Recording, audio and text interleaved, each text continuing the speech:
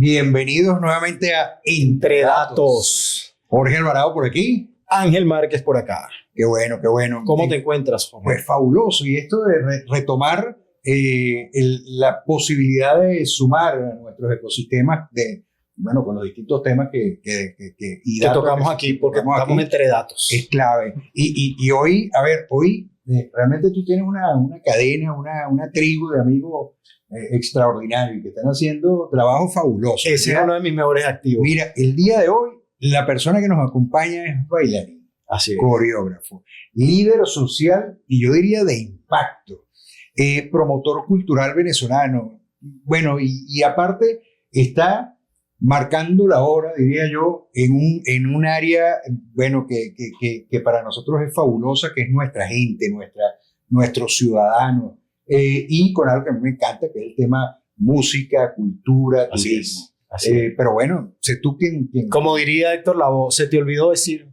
que además mi pana Reinaldo Mijares. Reinaldo, bienvenido. De verdad que es muy grato tenerte acá. Es un orgullo, bueno, pues para nosotros recibirte en el día de hoy. Y lo digo porque, bueno, digamos, cada vez que uno habla de 100% San Agustín, estuve en San Agustín, o cruzas con la gente y le dices, o la gente te está hablando y tú le dices, claro que sí, yo te puedo facilitar la visita y cómo no, vamos a la dinámica de San Agustín. La gente me dice, tú me puedes ayudar, tú los conoces y tal. Y yo, claro que los conozco, ¿no?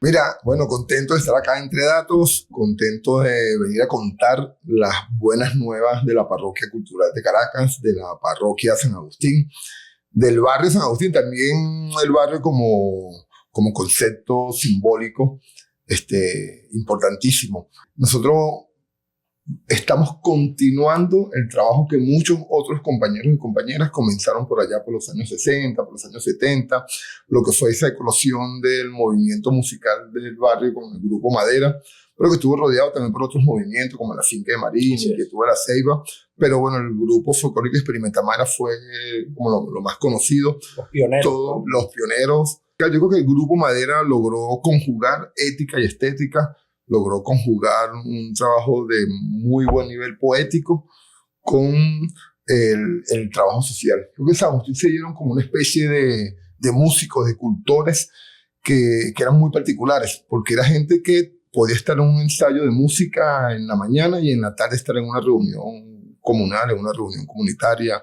en una reunión buscando resolver problemas de índole social, de índole local. Esa mezcla que se dio en San Agustín fue muy particular y bueno, crecimos en un barrio, en una parroquia llena de arte, llena de música, de teatro, de danza.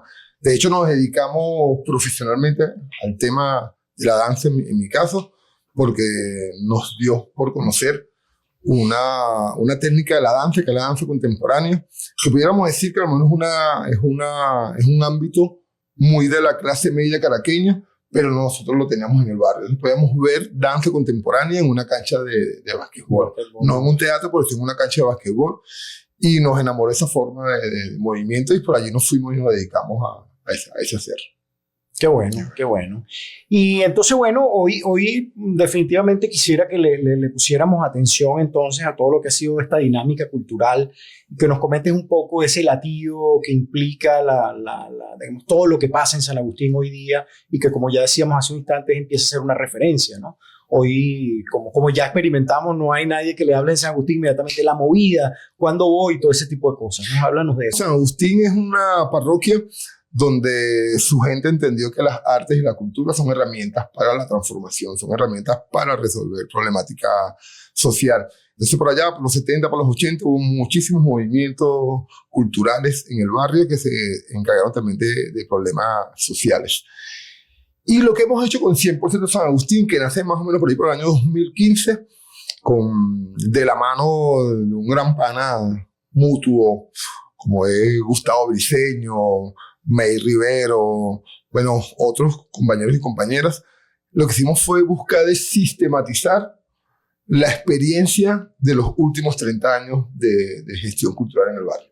Lo que intentamos fue, lo que hicimos fue revisar cómo había sido el trabajo de esos últimos 30 años, 40 años de trabajo, y de esa reflexión creamos la organización 100% San Agustín. Y una de las cosas que veíamos en esa reflexión, dos cosas muy, muy fuertes. Una era el tema del inmediatismo para el trabajo popular.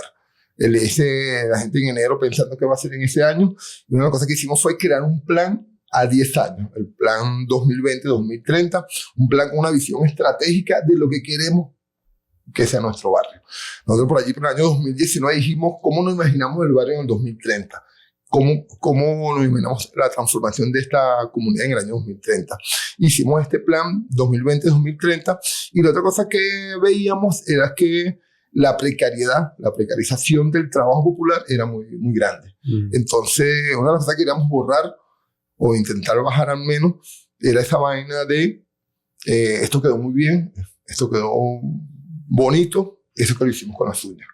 Entonces decíamos, bueno, cómo asumir el trabajo popular como un trabajo, cómo asumir la gestión cultural como un trabajo y no como un hobby, no como una cosa que hago después que llego de mi trabajo. Cómo asumir esto como parte de la vida de la gente que se dedica y que la gente pueda vivir y comer de eso. Es una ocupación, efectivamente. Una ocupación y es un descubrimiento interesante. Merece la remuneración que merece todo trabajo. Así es. Y sobre todo, es un trabajo que lleva mucha pasión y por pasión te puedes llevar varias horas sin darte cuenta. Te metes de frente a la cosa y decíamos, bueno, ¿cómo hacer para que esto funcione? Tenga retorno, ¿no? Tenga un retorno. Claro. Y nos preocupamos porque eso fuera así. Y a partir de allí comenzamos a generar una idea de construcción, que está todavía en construcción, de crear un ecosistema económico alrededor de ese plan que consta de muchos programas y proyectos y que cada uno de estos programas y proyectos genere sus propias economías y genere el bienestar que genera en cualquier otro trabajo. Entonces, por allí yo te puedo decir, por ejemplo, que el tema del turismo en nuestro barrio, somos el primer barrio venezolano en crear una ruta de turismo cultural, somos el primer barrio en trabajar este tema de lo que es llevar personas a conocer el barrio y mostrar todo el tema de las identidades afro, de nuestras ancestralidades, de nuestra gastronomía, nuestra música, nuestra forma de movernos, mostrar con orgullo el barrio que somos y el barrio que queremos ser con el trabajo que estamos haciendo. Es una ruta que ya ganó 2 premios nacionales de turismo y empezamos a trabajar esa ruta. Te genera no menos de 50 puestos de trabajo directo. Bueno. Entre músicos, bailarines, cocineros, cocineras, dulceras, dueños de espacios en el propio barrio. Tenemos un trabajo como parte de ese plan 2020-2030 que fue como lo que primero comenzó a ver la gente de Caracas, que es el proyecto de rehabilitación física, de rehabilitación de espacios Guaguancó de Colores. Es el proyecto, además fue un proyecto que, fíjate, una cosa interesante. Estos proyectos nacen por allá por los años 2015, 2016, en plena crisis, cuando la cosa estaba en lo económico, en lo social mucho más duro. En esos momentos andamos nosotros creando estos programas. Nace Guaguancó de Colores y nace como el derecho que tenemos a la belleza y a la alegría. Como decimos, somos militantes de la belleza y la alegría, tenemos derecho a espacios bellos, a espacios de encuentro para nuestra comunidad. Estéticamente atractivos para la ciudad. Para nuestra comunidad en principio, pero para toda Caracas. Fíjate, todos estos proyectos que hemos llevado adelante, los festivales, los conciertos, el festival de música, el festival de danza, el festival de cine, los conciertos que hacemos, el trabajo de recuperación de espacios, cada uno de estos proyectos son proyectos también de convivencia, son proyectos también de paz. Y de formación, que es digamos, como ya decíamos al principio, es un legado, pero sigue, digamos, siempre está implícito la formación de los niños del barrio y eso también es maravilloso. De hecho, hay algunas experiencias interesantes en la participación de ellos en grandes eventos. Quiero decir, algunos de los eventos más importantes que se han montado recientemente en el Teresa Carreño cuentan, por ejemplo, con la participación, digamos, bueno, usemos el término profesional de la gente que ha sido formada en el contexto de... Sí, mira, cuando van a ver el Cascanueces, que es la obra de ballet clásico más importante que tiene el Ballet Teresa Carreño. Esos niños que están allí, hay más de 50 niños nuestros que están haciendo de ratones, de soldados, de hadas, que están trabajando, que son parte de esa gran obra, porque es una súper gran obra, de verdad, una súper producción. Y para nuestros niños tener una experiencia como esa, donde participan más de 150 artistas, bailarines, es una cosa muy importante. Mira, para nosotros lo más importante de todas las cosas que hacemos en el tema de la formación, tenemos el taller escuela que atiende a no menos de 250, 280 niños, niñas jóvenes, no solo de la parroquia de San Agustín, sino de 10 parroquias más caraqueñas que se acercan al Teatro Alameda y a las subsedes que hemos ido creando. Porque además de tener el Teatro Alameda, tenemos subsedes en varias partes del barrio, de forma que un chamo que vive en la fila de Marín no tengan por qué bajar hasta el Teatro Alameda, sino que tenemos espacio de formación en la parte alta también. Yo creo que lo más importante, hermanos, que nos interesa trabajar es elevar el nivel de autoestima colectivo de nuestro barrio. Elevar el nivel de autoestima colectivo, un barrio que se sienta orgulloso de lo que es.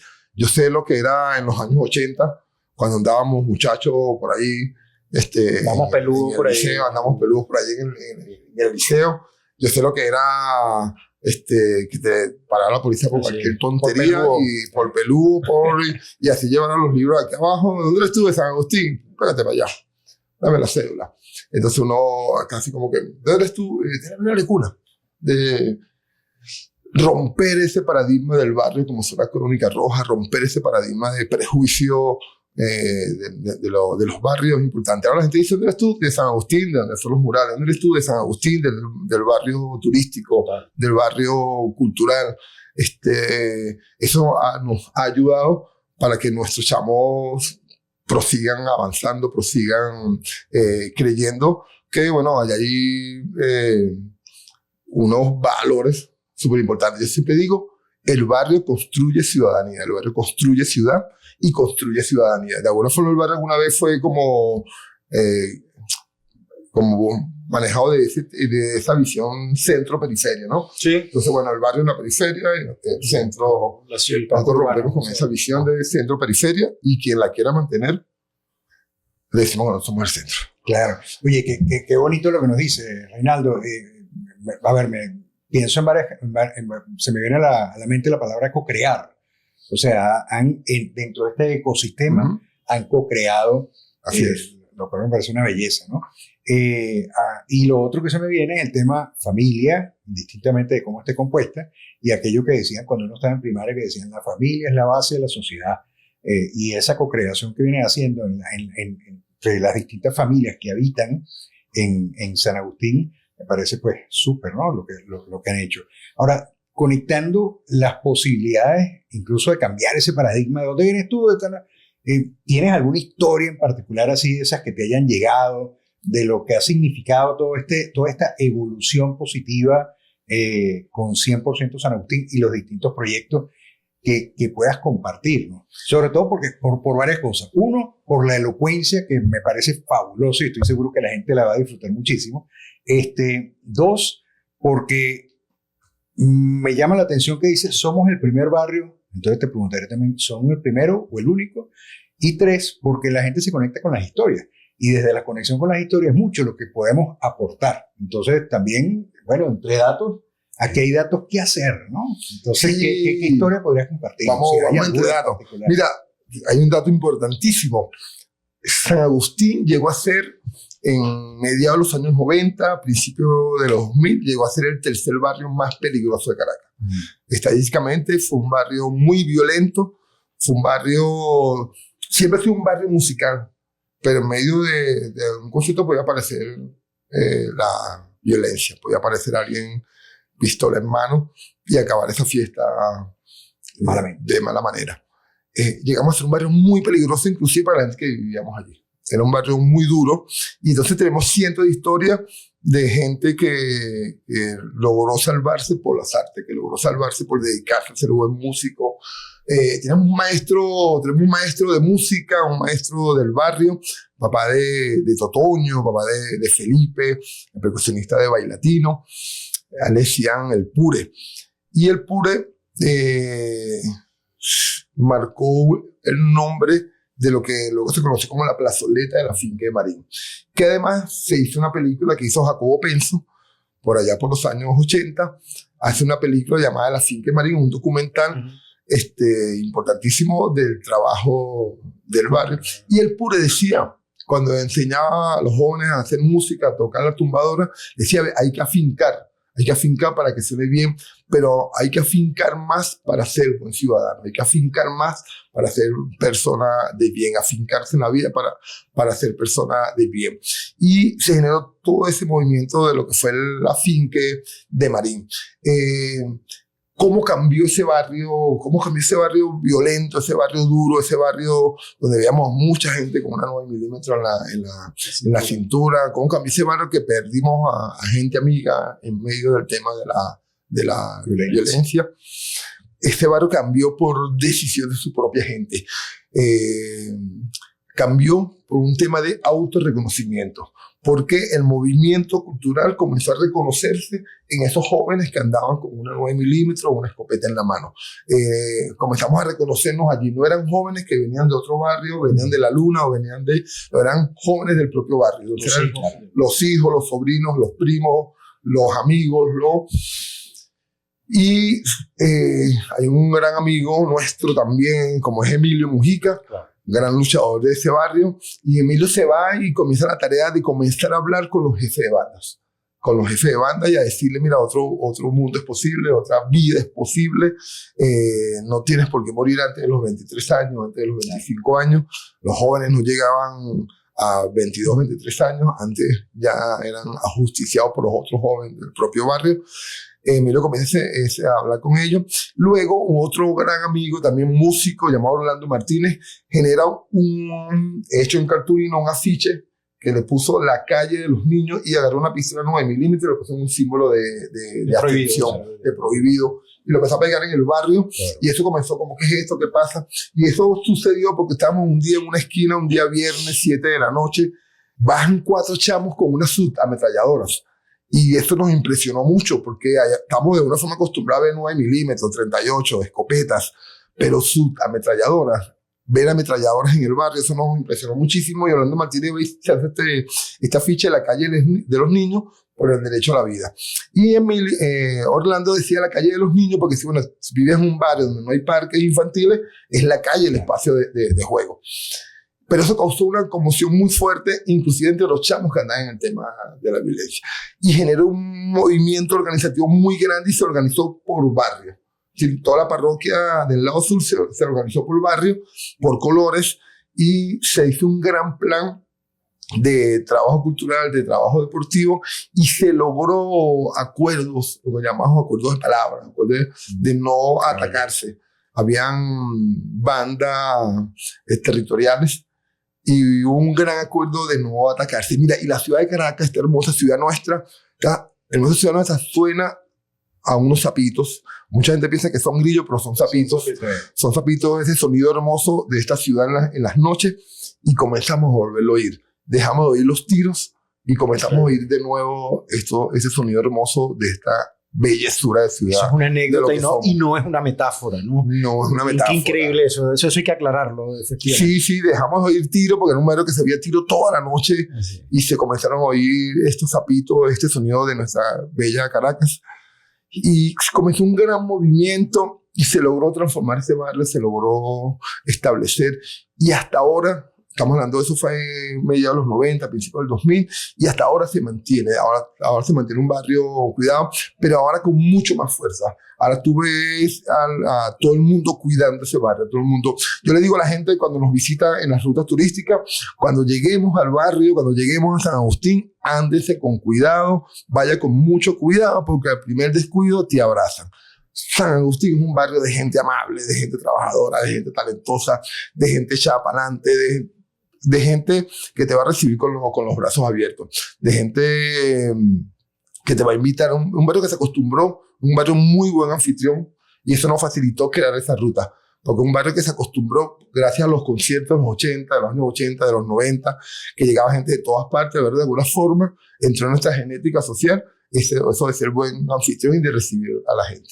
Qué bueno, bueno, aparte me consta, porque yo tuve la oportunidad por una invitación de Ángel, por cierto, y uno va caminando por esas calles hermosas y todas están acompañadas de sonrisas. O sea, tú vas caminando y donde tú volteas son sonrisas que te dan la bienvenida, ¿no? Sí, es un barrio muy buen anfitrión, de veras. Un barrio acostumbrado a recibir gente y al buen trato con el visitante. Reinaldo, a mí me gustaría preguntarte, cuando ya el tiempo nos está arropando, pero apoyo. ¿Han recibido apoyo? ¿Qué apoyo a lo mejor? Porque eso también son datos.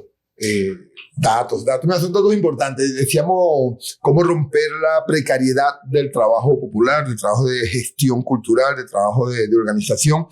Y una de las cosas que hicimos fue ampliar el mapa de alianza. San Agustín y sus organizaciones de alguna forma venía siempre buscando los apoyos en el propio Estado, en los diferentes gobiernos. Sí, de los gobiernos copellanos, los ADECO, los gobiernos de convergencia, del gobierno de bolivariano, cuando llegó el gobierno bolivariano. Y una de las cosas que nosotros entendimos es que había que ampliar ese mapa de alianza, que era un mapa de alianza mucho más amplio, mucho más potente. Y es cuando entendimos que, bueno, hay una empresa privada nacional a la cual se puede acceder, a la cual podemos convidar para las alianzas. También hemos intentado los apoyos internacionales, están siendo los más esquivos.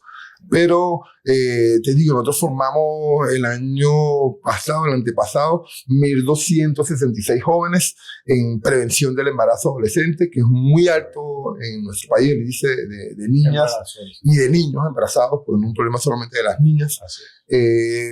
Fueron 1.266 jóvenes formados gracias al apoyo del Fondo de Población de Naciones Unidas. Sí, hemos hecho trabajo con la CAF también en ese ámbito internacional, pero sobre todo trabajo con organizaciones del propio Estado venezolano, del propio gobierno bolivariano, de la empresa privada nacional con la cual hemos venido trabajando desde hace ya 4 años con mucha fuerza, y eso nos ha permitido ir creando ese modelo de ecosistema económico donde cada proyecto tribute al plan general. ¿Qué soñamos? Una de las cosas que soñamos es transformar, potenciar a San Agustín como un corredor turístico cultural de la ciudad de Caracas, un barrio abierto a toda la ciudad. Esa es la premisa que estamos manejando. Qué bueno.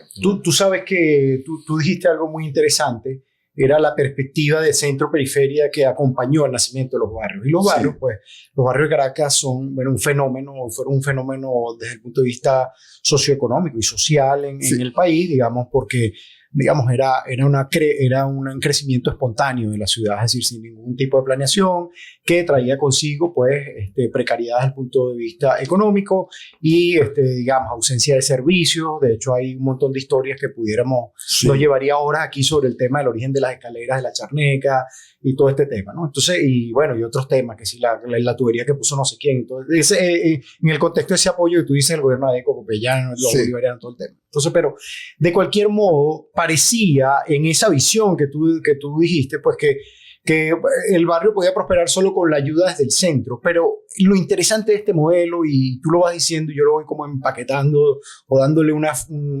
algunos títulos en mi cabeza.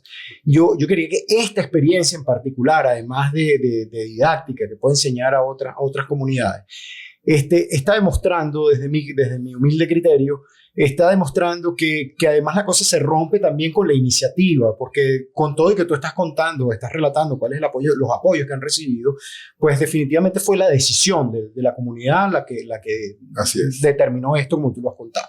Entonces yo creería que aquí la gran experiencia es cómo la comunidad voltea la tortilla y no estoy esperando que vengan a ayudarme, sino yo puedo integrarme. Yo soy parte de esta ciudad, ¿no? Sí. Parte de la rebeldía. Dice, mira, es que yo soy parte de esta ciudad y tú tienes que venir acá, ¿no? Eso yo creo que es como mágico, es una manera de verlo. Y en este contexto, todo este relato me lleva a preguntarte, porque han habido otras experiencias similares. Por ejemplo, entiendo que en Petare están trabajando el tema también del turismo, y hay otra gente hablando. La otra vez me senté con un compañero en Katia y me decía, bueno, a mí me gustaría hacer algo parecido. Entonces, ¿cómo ven eso? O sea, porque yo creo que finalmente los modelos van a ser muy particulares, va a depender de la comunidad, pero ustedes se han propuesto, ¿hay algún tipo de comunicación, digamos, compartir la estrategia del modelo con otras comunidades? Sí, como no, fíjate qué interesante, es que hay que reafirmar que nuestros barrios se dieron por autoconstrucción. Nuestros barrios se dan por migraciones, grandes migraciones de gente pobre que se viene a Caracas buscando mejores condiciones de vida, pero se viene una ciudad que no los esperaba. Y se viene una ciudad manejada por un Estado que tampoco esperaba a esas grandes migraciones y no hubo política. Entonces, bueno, los barrios se generaron. Tengo un amigo arquitecto que habla de la épica de la construcción de los barrios. Y es una épica porque, bueno, el barrio se da sin apoyo del Estado, sin apoyo de las universidades y sin apoyo de la empresa privada. Sin apoyo del Estado porque no había ninguna política para crear habitaciones, para crear casas para la gente. Sin apoyo de las universidades porque sin las universidades públicas. Sí. Las universidades pagadas por el Estado venezolano. O sea, no había ingeniero, no había arquitecto, no había urbanista, no había geógrafo. No hubo todo ese apoyo de esos ingenieros que serán de nuestras universidades públicas. Y sin interés de la empresa inmobiliaria porque no había dinero. Y los barrios se dan donde en los espacios más duros, más difíciles, que son los cerros. Pero ese tema de la autoconstrucción también generó un espíritu de la capacidad que tenemos de autoconstruir, de avanzar desde el trabajo propio, desde la gestión propia, ¿no? De la autogestión. Y los barrios, yo creo que son una experiencia muy interesante de cómo construir. El barrio tuvo que ganarse el derecho a ser parte de la ciudad, ganarse el derecho frente a la visión del Estado del momento. Y nosotros venimos compartiendo esta experiencia con mucha gente. Ahora acabamos de estar en Barquisimeto, en Santa Rosa, trabajando con un festival llamado Festival Ciudad Mural, y compartimos la experiencia con una gente que está creando una ruta allí en el barrio de Santa Rosa, pero así como Santa Rosa con muchísima otra gente, estamos ganadísimos a compartir la experiencia, y cada barrio lo hará de su forma. Hay gente que me pregunta, ¿por qué no lo hacen ustedes en otro barrio? Y yo digo, no se trata de eso, no tiene ningún sentido. Se trata de que la gente construya de sus propias dinámicas, de su propia... su visión, pero a fin de cuentas ustedes... Claro, tiene que ser así. Que es lo que querían ser, como tú dijiste antes, ¿no? Cada quien tiene que tener una visión del barrio que quiere construir, de ese barrio como parte de la ciudad. Y nosotros andamos muy contentos con todo esto, con el trabajo que se está haciendo. Yo voy a aprovechar y los invito. Vayan a la ruta. Tenemos 2 rutas. La ruta que ya va a cumplir 10 años y ahora tenemos una nueva ruta que salió en diciembre, que es una ruta nocturna. Y nosotros en San Agustín decimos por el derecho a la nocturnidad, por el derecho que tenemos a transitar las noches caraqueñas. Hubo un tiempo en que las noches de Caracas eran todo el mundo guardarse, todo el mundo del peligro de Caracas. Creo que somos de las ciudades más seguras de toda América ahora. En estos momentos, en estos últimos años, una ciudad segura, una ciudad alegre, una ciudad palpitante. Y nosotros, bueno, andamos con esta nueva ruta para hablar de esa nocturnidad. Tomada la invitación. Tomada. Vayan, los invito para que vayan a esta ruta. Se llama Noches de Cumbetur. Pasa por allí por el nuevo circo, hay que ver lo que es el mirador de Olnodecán en el Metrocable. De noche es una hermosura. Bueno, nos encanta compartir todos esos espacios. Bueno, Reinaldo, y bueno, el tiempo aquí nos come, pero no quiero dejar de darte la oportunidad que compartas, aparte de la invitación, dónde pueden ubicarnos. Porque, a ver, no llegan ahí y se paran, sino dónde pueden ubicar para ingresar en esa ruta, para conectarse con ustedes, bien sea para ir, que yo creo que la invitación está tomada. Por demás, pero también para sumarse. Perfecto. Sí, bueno, mira, esta ruta se vende vía Instagram por la cuenta @100% San Agustín, sin el número 100, el resto en letras, por 100 San Agustín, y @Cumbetur. Cumbetur, casi todos los circuitos se llaman Cumbetur, porque hay que recordar que eran los Cumbe, que eran estos espacios de libertad, cuando en las colonias la gente negra lograba escapar del látigo, que era la esclavitud, que era la forma económica del momento. Y si iban monte adentro, fundaban pueblos de hombres y mujeres libres. Y para nosotros San Agustín sigue siendo un cumbe para la paz y para la libertad, un cumbe para crear todos los espacios que queramos. Amén. Muchísimas gracias, Reinaldo. A ustedes.